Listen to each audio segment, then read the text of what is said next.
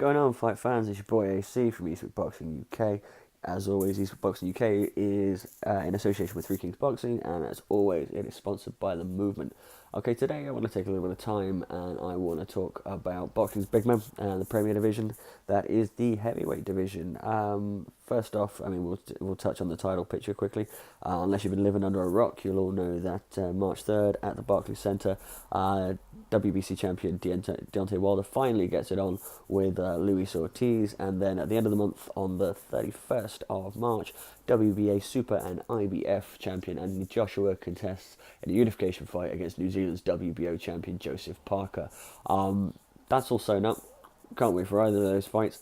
I think that the Wilder Luis Ortiz fight is more of a 50-50 fight, and one that I'm probably more interested in seeing than I am the Anthony Joshua Joseph Parker fight. Personally, I think that Joshua does that easy. But I want to take a little bit of time to look at what the division looks at outside of this world title picture. The heavyweight division isn't exactly stacked like other divisions like 154 or 157, the cruiserweights, or 168 in terms of legitimate contenders, in my personal opinion, to the heavyweight crown. But that being said, there are some fights that are being made, and I want to talk about them today. I want to bring you a little bit of news, just in case you haven't seen it. So the first fight that I'll start off with is the Andy Ruiz Jr. fight. So the last time out we saw Ruiz Jr. was a year and a half ago in a losing effort to the WBO champion Joseph Parker over in New Zealand. Personally, I think the result was bullshit. I think that Andy Ruiz Jr. should be the WBO champion right now. Perhaps not right now, he might have lost it in his first defence, but he should have a title reign against his name. I think that Joseph Parker got a gift decision. He will face an Olympian, a US Olympian from the 2014 one, that's Devin Vargas. He's 20-4 with 8 KOs. It's an 8-round bout, and it's going to be on the undercard of the WBO featherweight champion Oscar Valdez clash with Scott Quigg on ESPN at the StubHub Center in Carson City, in California. That fight's not actually going to take place on the televised portion of the card, but it is happening nonetheless. I really feel bad for Ruiz Jr. The guy's got fast hands, he's got great punching power. Personally, I don't think he's gotten the most out of a 9-year pro career. He's been brought up slowly, and he's not done himself any favours by his level of inactivity. That being said, I do think that he's certainly a top 10 heavyweight out there. This is heavyweight boxing at the end of the day, and one punch can change a lot. Do I think that Ruiz Jr. could beat any of the names at the top of the table? Probably not, but I do think that he's certainly got the skill and the power to make things interesting. He's still young at 29. He can easily work his way into position for a title shot if he stays active. That is the big if with Ruiz Jr. He can't disappear again like he has done after the Parker fight in order to get a title shot. Obviously, the big fight for him would probably be against the big money man in the heavyweight division, and that would be Anthony Joshua. Anthony Joshua is the guy that everyone's chasing. You know, we've all seen the kind of money that guys can make by trying to get into a fight with him. He's also got the stigma around, is he weak-chinned? We know his stamina isn't the best. He is the guy that everybody wants to face. I hope to see Ruiz Jr. back 2 or 3 times this year. I actually like him as a fighter. Hopefully he can get through these tests, and we'll see him contending for a title shot probably at some point in 2019. That depends on obviously the way the landscape's going to pan itself out. Moving across the pond, we've got Jarrell Miller. So Jarrell Miller is likely to face Johan Duha. Now, you'd have probably all seen him and heard his name before. He's come up in losing efforts to both Alexander Povetkin and to Deontay Wilder, losing by knockout in both. But that fight is scheduled to take place at the Barclays Centre in Brooklyn on April the 28th.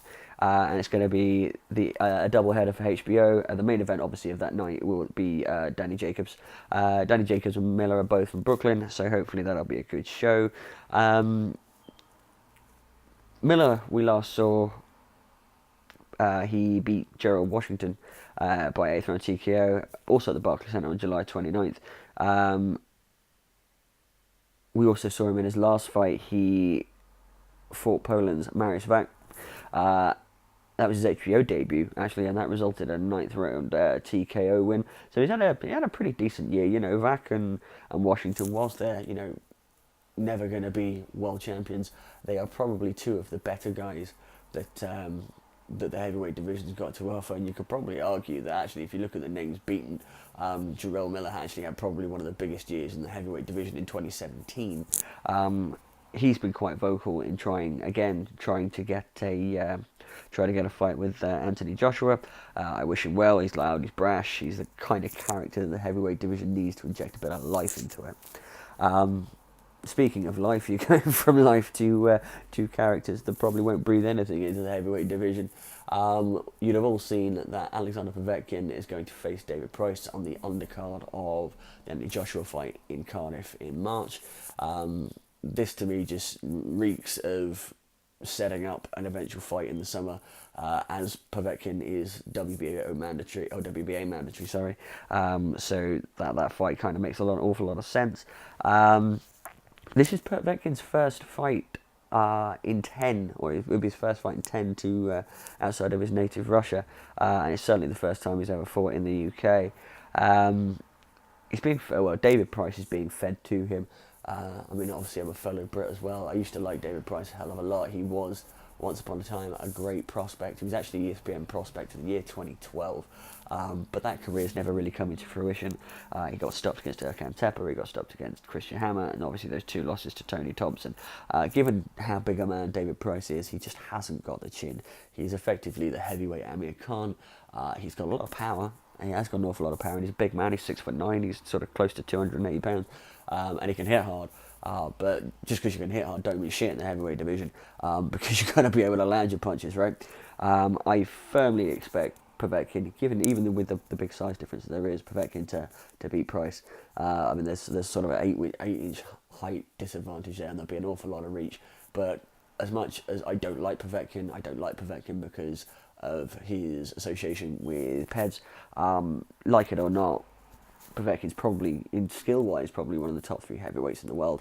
I fully expect him to come through that fight, and then we'll probably see a fight. I don't know whether it's a Wembley fight. I don't know whether Povetkin can sell. It's not a unification clash. I don't know whether he could sell Wembley. Eddie Hearns can make a lot of money, he can put a lot of bums on seats, but I don't necessarily think that fight could fill Wembley. If he's looking for a big stadium fight in the summer, perhaps the London Stadium, the home of West Ham United Football Club, that can fit about 70,000 people in it, and it's in London, in AJ's hometown. So look out for that fight. That's about it from me, guys. I just wanted to touch on some bits that were happening outside of the championship picture. Thanks for listening. Until next time.